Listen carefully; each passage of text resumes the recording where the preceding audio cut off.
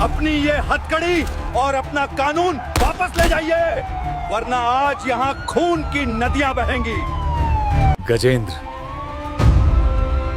तूने सरहद के शेरों को ललकारा है। तू भूल गया कि हम अपनी वसीयत अपनी जेब में लेकर चलते हैं। गोली चलाएगा तू?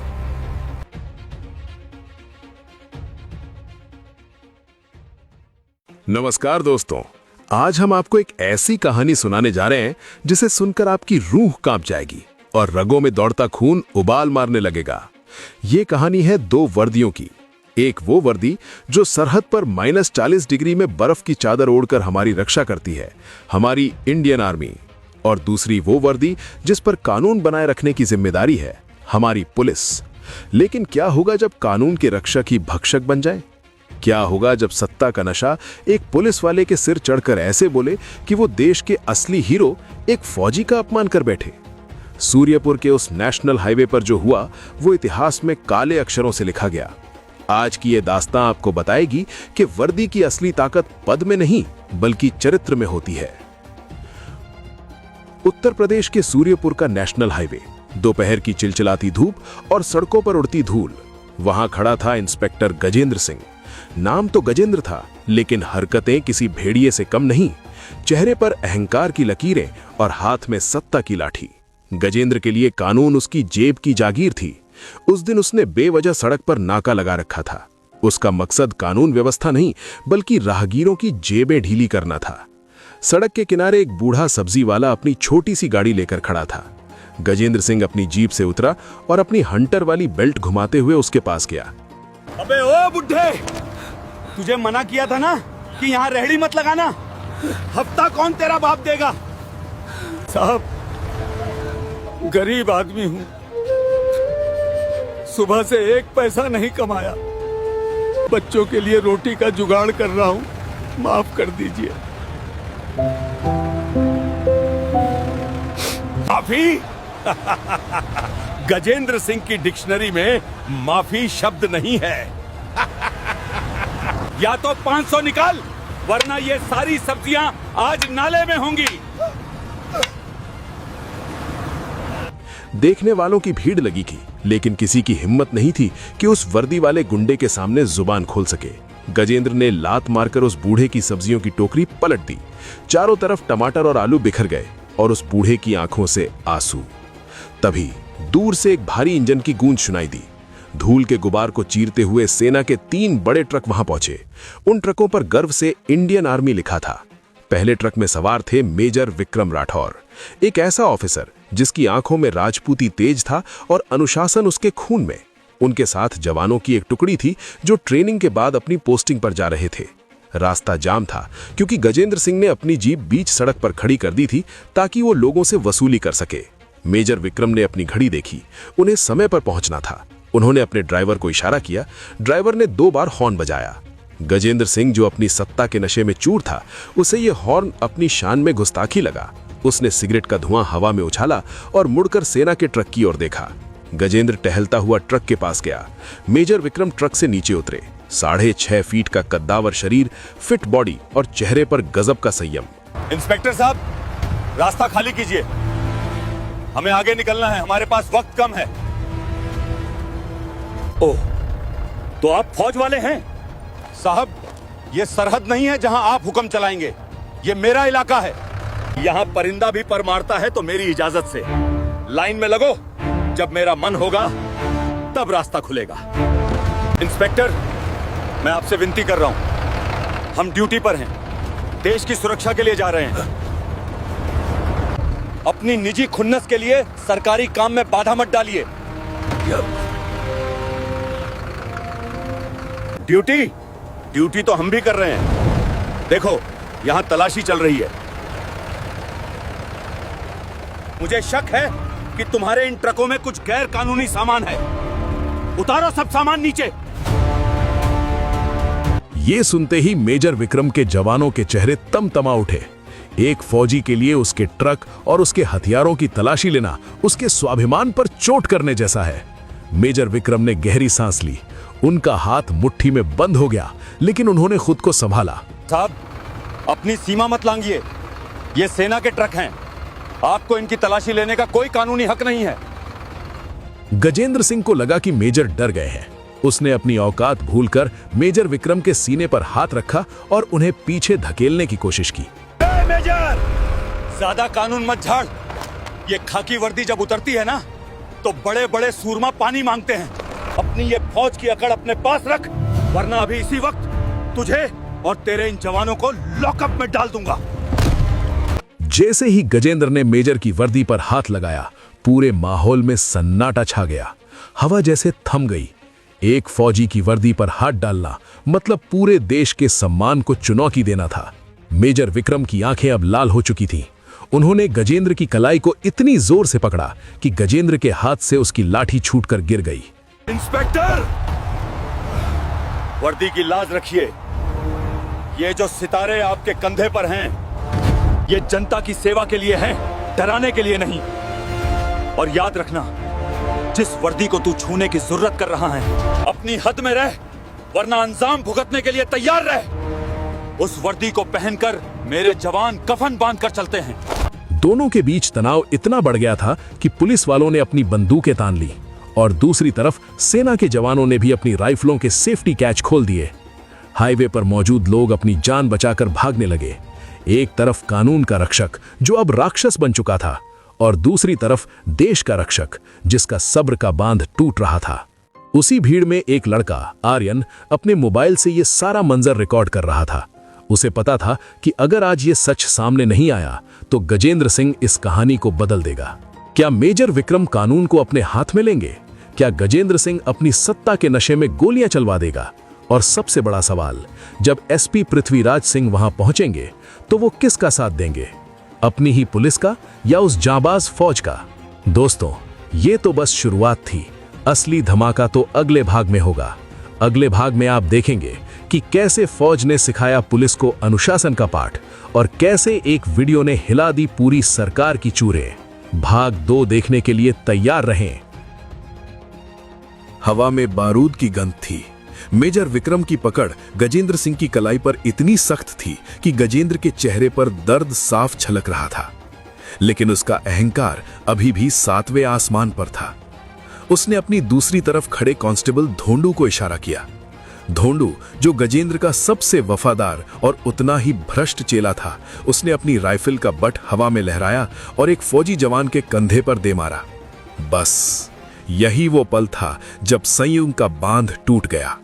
भारतीय सेना के जवान जो पत्थर की तरह शांत खड़े थे, अब दहकते हुए अंगारे बन चुके थे। मेजर विक्रम ने गजेंद्र को झटके से पीछे ढकेला। जवानों, शस्त्र नहीं उठाने हैं, लेकिन इन भेड़ियों को यह बता दो कि शेर की गुफा में हाथ डालना किसे कहते हैं। इन्हें इनके ही अंदाज में जवाब दो। अगले 60 सेकंड में जो हुआ वो वहां मौजूद लोगों ने अपनी जिंदगी में कभी नहीं देखा था। ये कोई गली मोहल्ले की लड़ाई नहीं थी, ये एक प्रोफेशनल आर्मी का कमांडो एक्शन था। बिना एक भी गोली चलाए फौज के जवानों ने उन भ्रष्ट पुलिस वालों को चारों तरफ से घेर लिया। जहां पुलिस वाले बेतरतीब लाठियां चला रहे थे, वहीं फौजी जवान मार्शल आर्ट्स और क्लोज कॉम्बैट तकनीक का इस्तेमाल कर रहे थे। किसी का हाथ मरोड़ा गया, किसी की राइफल छीनकर उसे 2 टुकड़ों में तोड़ दिया गया। गजेंद्र सिंह ने अपनी पिस्तौल निकालने की कोशिश की, लेकिन मेजर विक्रम ने बिजली की फुर्ती से उसका हाथ पकड़ा और एक जूडो थ्रो के साथ उसे धूल चटा दी। गजेंद्र सिंह, जो कुछ देर पहले खुद को सूर्यपुर का खुदा समझ रहा था, अब अपनी ही पुलिस जीप के टायर के पास पड़ा हुआ था और उसकी नाक से खून बह रहा था। हाईवे पर सन्नाटा छा गया। सारे पुलिस वाले जमीन पर चित थे। फौज के जवानों ने घेरा बना लिया था। मेजर विक्रम गजेंद्र के पास गए, उसे गर्दन से पकड़ा और उठाकर जीप के बोनट पर दे मारा। तूने पूछा था ना कि ये वर्दी क्या होती है? ये वर्दी वो कफन है जिसे हम पहनकर चलते हैं ताकि तेरे जैसे लोग चैन की नींद सो सकें और फिर जागकर भ्रष्टाचार कर सकें। तूने मेरी वर्दी पर हाथ डाला, मैंने तुझे माफ किया, लेकिन तूने मेरे जवान पर हमला किया। अब तू कोर्ट मार्शल से नहीं, कुदरत के इंसाफ से डरो। तभी दूर से सायरन की आवाज सुनाई दी। 1-2 नहीं बल्कि 5 पुलिस गाड़ियां तेजी से वहां पहुंच रही थीं। सूर्यपुर के एसपी पृथ्वीराज सिंह खुद मौके पर पहुंच रहे थे। गजेंद्र सिंह के चेहरे पर एक कुटिल मुस्कान आ गई। उसे लगा कि अब उसका बॉस आएगा और इन फौजियों को ठिकाने लगा देगा। गाड़ियां रुकी, धूल उड़ी और बाहर निकले एसपी पृथ्वीराज सिंह। कड़क इस्त्री की हुई वर्दी, आंखों पर काला चश्मा और चेहरे पर पत्थर जैसी कठोरता। उन्हें पूरे राज्य में ईमानदार शेर के नाम से जाना जाता था। जैसे ही उन्होंने मैदान का नजारा देखा, अपने पुलिस वालों को घायल और फौजियों को हथियारों के साथ पाया, उनकी भौहें तन गईं। सर, देखिए इन फौजियों ने क्या हाल कर दिया है हमारा। इन्होंने पुलिस की ड्यूटी में बाधा डाली, हमें मारा और हमारी बंदूकें छीन ली। सर, इन्हें अभी गिरफ्तार कीजिए, ये बगावत है। एसपी पृथ्वीराज ने एक नजर गजेंद्र पर डाली और फिर अपनी नजर मेजर विक्रम की ओर घुमाई। दोनों ऑफिसर्स की आंखें मिली। ये दो शेरों की मुलाकात थी। एक तरफ अनुशासन था, दूसरी तरफ कानून। मेजर विक्रम राठौर, मैंने आपके बारे में सुना है। आप कारगिल सेक्टर में तैनात थे। लेकिन मेजर, आप जानते हैं कि एक पुलिस पार्टी पर हमला करने का क्या अंजाम हो सकता है। चाहे आप फौज में हो या कहीं भी, कानून अपने हाथ में लेना जुर्म है। एसपी साहब, मैं कानून का सम्मान करता हूं, लेकिन जब कानून की आड़ में वर्दी का इस्तेमाल डकैती और बेगुनाहों को सताने के लिए किया जाए तो एक फौजी चुप नहीं बैठता। आपके इस इंस्पेक्टर ने एक बूढ़े गरीब की रोजी रोटी छीन ली और देश की रक्षा करने जा रहे ट्रकों को रोका। गजेंद्र मेरा ऑफिसर है, उसकी गलती की सजा मैं तय करूंगा, आप नहीं। फिलहाल आप सब हिरासत में हैं। जैसे ही एसपी ने हिरासत शब्द बोला, माहौल फिर से गर्म हो गया। जवानों ने अपनी पोजीशन ले ली। ऐसा लग रहा था कि आज भारतीय इतिहास का सबसे दुखद दिन होगा, जब पुलिस और फौज आपस में भिड़ जाएंगे। लेकिन तभी भीड़ में से एक चिल्लाहट सुनाई दी। रुको सर, 1 मिनट रुकिए। वो लड़का आर्यन अपने फोन को ऊपर उठाए हुए दौड़ता हुआ आया। उसके हाथ कांप रहे थे, लेकिन उसकी आंखों में सच की चमक थी। गजेंद्र सिंह की सिट्टी पिट्टी गुम हो गई।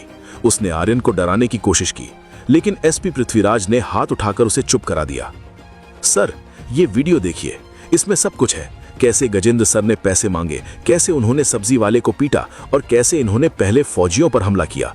ये मेजर साहब और इनके जवान बेकसूर हैं। इन्होंने तो सिर्फ हमें बचाया है। एसपी पृथ्वीराज ने फोन अपने हाथ में लिया। सन्नाटा इतना था कि हवा के चलने की आवाज भी सुनाई दे रही थी। जैसे जैसे वीडियो आगे बढ़ रहा था, एसपी का चेहरा गुस्से से तमतमाता जा रहा था। गजेंद्र सिंह के माथे पर पसीना आने लगा। उसे समझ आ गया कि आज उसका खेल खत्म होने वाला है। एसपी ने वीडियो बंद किया और फोन आर्यन को वापस दे दिया। उन्होंने धीरे से अपना चश्मा उतारा और गजेंद्र सिंह की तरफ मुड़े। पूरी भीड़ की सांसें रुकी हुई थीं। क्या एसपी अपने विभाग की इज्जत बचाने के लिए इस सबूत को मिटा देंगे या फिर वो वर्दी की असली लाज रखेंगे? एसपी पृथ्वीराज अपने जवानों से, हथकड़ी निकालो। भीड़ को लगा कि मेजर विक्रम को गिरफ्तार किया जाएगा, लेकिन एसपी के अगले शब्दों ने सबके होश उड़ा दिए। गजेंद्र सिंह, हाथ आगे बढ़ाओ। तुम्हें सस्पेंड नहीं, तुम्हें इस वर्दी को बदनाम करने के जुर्म में अभी के अभी गिरफ्तार किया जाता है। लेकिन कहानी यहां खत्म नहीं होती दोस्तों। गजेंद्र सिंह इतना आसान मोरा नहीं था। जैसे ही कांस्टेबल उसे हथकड़ी लगाने बढ़ा, गजेंद्र ने पास खड़े एक जवान की राइफल झपट ली और उसका निशाना सीधा मेजर विक्रम की छाती पर लगा दिया। अगर मैं नहीं बचूंगा तो ये मेजर भी नहीं बचेगा। सूर्यपुर हाईवे पर वक्त जैसे थम गया था। गजेंद्र सिंह के हाथ में लोडेड राइफल थी और उसकी नली ठीक मेजर विक्रम के सीने पर टिकी थी। गजेंद्र की आंखों में वो पागलपन था जो हारते हुए जुआरी के चेहरे पर होता है।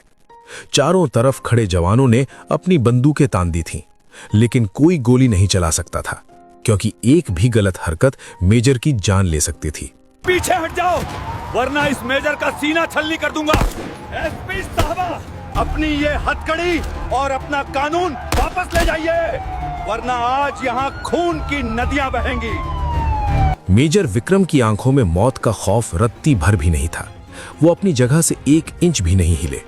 उनके चेहरे पर एक अजीब सी मुस्कान थी। गजेंद्र, तूने सरहद के शेरों को ललकारा है। तू भूल गया कि हम अपनी वसीयत अपनी जेब में लेकर चलते हैं। गोली चलाएगा तू, चला, लेकिन याद रखना, एक फौजी पर चली गोली इस देश की आत्मा पर घाव करती है। तू अपनी मौत को दावत दे रहा है। एसपी पृथ्वीराज जानते थे कि गजेंद्र इस वक्त एक घायल जानवर की तरह है। उन्होंने चुपके से अपने पीछे खड़े शार्प शूटर कांस्टेबल को इशारा किया, लेकिन उससे पहले कि पुलिस कोई हरकत करती, वो बूढ़ा सब्जी वाला जिसकी सब्जियां गजेंद्र ने नाले में फेंकी थी, पागलों की तरह दौड़ता हुआ बीच में आ गया। साहब, मार डालो मुझे। पहले मेरी रोजी रोटी छीनी, अब देश के रक्षक को मारोगे। इस फौजी बाबू ने मेरे जैसे गरीब के लिए आवाज उठाई है। अगर इन्हें कुछ हुआ तो भगवान तुझे कभी माफ नहीं करेगा। गजेंद्र का ध्यान एक पल के लिए भटका। बस वही एक पल काफी था। मेजर विक्रम ने बिजली की गति से गजेंद्र की राइफल की नली को ऊपर की ओर झटका दिया। अगले ही पल मेजर का एक जोरदार मुक्का गजेंद्र के जबड़े पर लगा। गजेंद्र हवा में उछलकर दूर जा गिरा। इससे पहले कि वो संभल पाता, एसपी पृथ्वीराज ने खुद आगे बढ़कर गजेंद्र की गर्दन दबोच ली और उसे जमीन पर पटक दिया। गजेंद्र सिंह, तूने सिर्फ कानून नहीं तोड़ा, तूने इस खाकी वर्दी को कलंकित किया है। जो हाथ जनता की सुरक्षा के लिए उठने चाहिए थे, वो आज एक फौजी के खून के प्यासे हो गए। तू पुलिस के नाम पर धब्बा है। एसपी ने खुद गजेंद्र के कंधों से उसके सितारे खींचकर उखाड़ दिए। ये नजारा देखकर वहां मौजूद हजारों लोगों ने तालियों की गड़गड़ाहट से आसमान गुंजा दिया। गजेंद्र को घसीटते हुए पुलिस जीप में डाल दिया गया। उसकी वो अकड़, वो दंभ सब मिट्टी में मिल चुका था। मैदान अब साफ था, सूरज ढल रहा था और उसकी लालिमा मेजर विक्रम और एसपी पृथ्वीराज के चेहरों पर चमक रही थी। एसपी पृथ्वीराज मेजर के पास गए। उन्होंने अपनी टोपी उतारी और मेजर विक्रम के सामने अपना सिर झुका दिया। मेजर साहब, आज आपने मेरी आंखें खोल दी। हम अपनी ड्यूटी की भागदौड़ में अक्सर भूल जाते हैं कि वर्दी अहंकार के लिए नहीं, बलिदान के लिए मिलती है। मेरे विभाग की तरफ से हुई इस बदसलूकी के लिए मैं शर्मिंदा हूं। भारत मां के इस सच्चे बेटे से मैं माफी मांगता हूं। साहब, माफ वो करता है जो बड़ा होता है। आप और हम दोनों एक ही मां की संतान हैं, भारत माता की। एक घर के अंदर पहरा देता है तो दूसरा सरहद पर।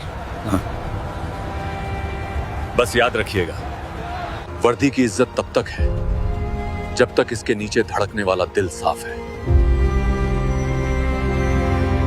मेजर विक्रम ने उस बूढ़े सब्जी वाले को पास बुलाया और अपनी जेब से कुछ पैसे निकालकर उसकी हथेली पर रखे।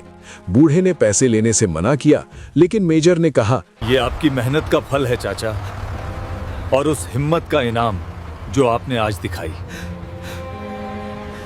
फिर मेजर आर्यन की तरफ मुड़े, जिसने वीडियो बनाया था। मेजर ने उसके कंधे पर हाथ रखा और कहा, बेटा, असली फौजी तो तुम हो। अगर तुम वो वीडियो नहीं बनाते तो शायद आज सच हार जाता। देश को बंदूकों से ज्यादा तुम्हारी जैसी निडर सोच की जरूरत है। हाईवे फिर से खुल गया। सेना के ट्रक अपनी मंजिल की ओर रवाना हुए। जैसे जैसे ट्रक आगे बढ़ रहे थे, सड़क के किनारे खड़े हर नागरिक ने और यहां तक कि हर पुलिस वाले ने भी उन जवानों को सल्यूट किया। ये जीत किसी एक विभाग की नहीं थी, ये जीत थी ईमानदारी की, अनुशासन की और उस अटूट विश्वास की जो हमें अपनी सेना और कानून पर है। दोस्तों, आज की ये कहानी हमें सिखाती है कि पद कितना भी बड़ा क्यों ना हो, इंसान अपने कर्मों से महान बनता है। अगर आपके पास ताकत है तो उसे दूसरों को दबाने में नहीं बल्कि उठाने में लगाइए, क्योंकि वर्दी तो कोई भी पहन सकता है, लेकिन उस वर्दी की मर्यादा हर कोई नहीं निभा पाता। अगर आपको मेजर विक्रम और एसपी पृथ्वीराज की ये कहानी अच्छी लगी तो कमेंट में जय हिंद जरूर लिखिएगा। इस वीडियो को इतना शेयर कीजिए कि हर उस इंसान तक पहुंचे जो अपनी ताकत का गलत इस्तेमाल करता है। मिलते हैं अगले वीडियो में एक नई प्रेरणा के साथ। तब तक के लिए सुरक्षित रहिए। जय हिंद, जय भारत। ऐसा बैग रखा गया। अनाउंसर बोला, यह रहे 10 लाख रुपए का इनाम। ही देखे, उसे सिर्फ अस्पताल का रास्ता दिखाई दे रहा था। उसने बैग उठाया और बिना कुछ कहे भीड़ के का चेहरा था। वह दौड़ती हुई अस्पताल पहुंची, सीधे अंदर गई, डॉक्टर को रोका और हांफती हुई बोली, आप पैसों की फिक्र मत कीजिए। बस में पर बैठी, हाथ जोड़े, आंखें बंद किए। उसे अपनी मां याद आ रही थी, जैसे वह पास बैठी कह रही हो, बेटी तू जीत गई। ऑपरेशन के बाद डॉक्टर बाहर आए। आराधना की आंखों से आंसू बह निकले। वह जमीन पर बैठ गई और पहली बार सुकून की सांस ली। कुछ दिनों बाद उसके वालिद को होश आया। कमजोर आवाज में बोले, धीरे ठीक होने लगे, खांसी कम हो गई, सेहत लौटने लगी। आराधना ने दोबारा कभी घरों में काम नहीं किया। अब लोग खुद उसके पास आने लगे। कुछ लड़कियां पूछती, जानती थी कि यह जीत सिर्फ पैसों की नहीं थी, बल्कि उस लड़की की जीत थी जिसे सबने कमजोर समझा था। और जब भी वह मिट्टी को छूती, उसे अपनी मां की आवाज सुनाई दे। अपने बाप की जान बचाने के लिए अखाड़े में वो कर दिखाया जो बड़े बड़े पहलवान नहीं कर पाए। ये कहानी हमें सिखाती है कि अगर इरादे मजबूत हों तो कोई भी